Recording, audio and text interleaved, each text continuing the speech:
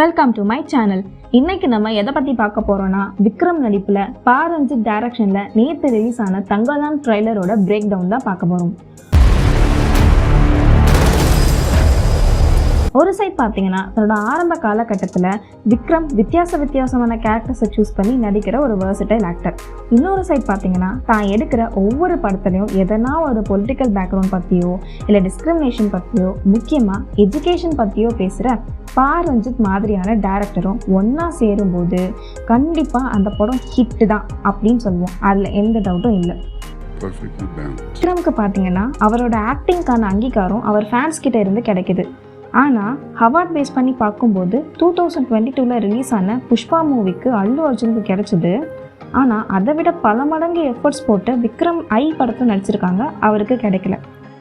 First Vikram பர்த்டேக்கு release ஆன glimpse பார்க்கும்போதே நமக்கு தெரிஞ்சிருக்கும் இந்த படத்துக்காக இவர் எவ்வளோ எஃபர்ட்ஸ் போட்டு இந்த கெட்டப்ஸ்லாம் போட்டிருப்பாருன்னு. அதே மாதிரி பாரஞ்சித்தும் இந்த மூவியை லைவ் ரெக்கார்டிங் அண்ட் லைவ் லொக்கேஷனோடு எடுப்பேன் அப்படின்னு சொல்லியிருக்காரு. ஸோ இதெல்லாம் பார்க்கும்போதே அது ஒரு ஸ்ட்ராங் கண்டென்ட் பேஸ்ட் மூவி அப்படிங்கிறது நமக்கு தெரியும்.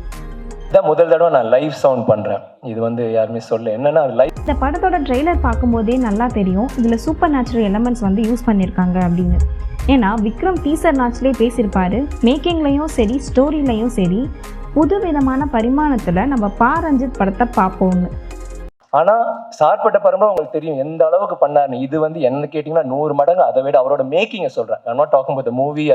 அவரோட மேக்கிங் வேற என்னவோ ட்ரை பண்ணி எனக்கு என்ன பிடிச்சிருக்குன்னா, ஒரு இயக்குனராக இதுதான் நம்ம ஸ்டைல், இப்படிதான் இப்படி இதான் அப்படின்னு இல்லை. இது வேற மாதிரி ட்ரை பண்ணலாம், இது ராவா இருந்தால் இப்படி இருக்கும், இப்படி பண்ணலாம் அப்படி இப்படின்னு. அதே சமயம் இந்த படத்தில் டிஸ்கிரிமினேஷன் பற்றியும் கண்டிப்பாக பேசாமல் விட்டுருக்க மாட்டார்.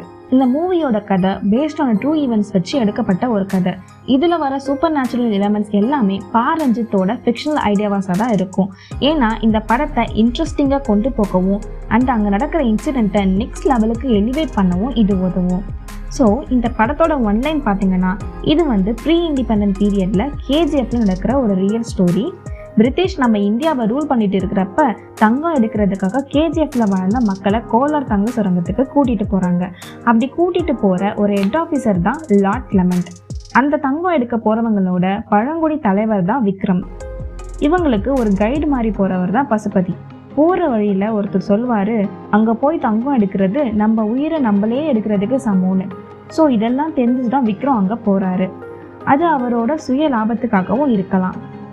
இந்த வேலையை செய்யறதுக்கு நம்மளை விட வேற ஆளே கிடையாதான். அங்கே போகிற வழியில் பாம்பு, கரிஞ்சிரத்தை மாதிரியான தடைகள்லாம் வருது. இந்த மாதிரி தடைகள்லாம் எந்த சூனியக்காரண்டா தூண்டி விடுறதுன்னு அங்கே இருக்கிற ஜமீன் கேட்கும்போது விக்ரம் சூனியக்காரன் இல்லை சூனியக்காரின்னு சொல்லுவார். சூனியக்காரன் இல்லை சொங்கோனே, சூனியக்காரி ஆரத்தி. ஊர் ஜனங்க உண்மை இல்லைன்னு நினைக்கும் போது விக்ரமை மட்டும் அந்த சூப்பர் நேச்சுரல் கேரக்டர் இன்ஃப்ளூயன்ஸ் பண்ணுது. இந்த சமயத்துல தங்கம் எடுக்க போற விக்ரம் கூட போன மக்களோட மிஷனே மாறுது. என்னன்னா, தங்கம் எடுக்க விடாம பண்றது அந்த சூனியக்காரி தான். ஸோ அவளை அழிச்சிட்டா அதுக்கப்புறம் தங்கத்தை ஈஸியா எடுத்துடலாம். இதுல என்னோட பெர்ஸ்பெக்டிவ் என்னன்னா, அந்த சூனியக்காரியா வர மாளவிகா மோகனை விக்ரம் தோக்கடிச்சிடுறாங்க.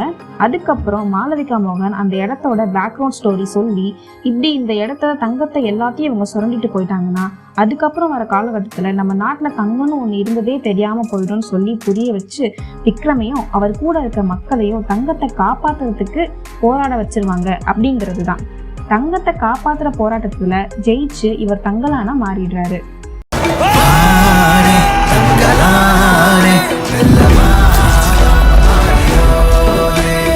ஸோ இந்த படம் ரிலீஸ் ஆன அப்புறம் இதை பற்றி நிறைய பேசுவோம்.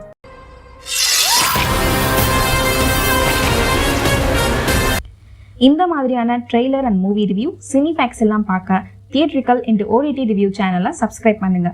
தேங்க்யூ ஆல் ஃபார் வாட்சிங்.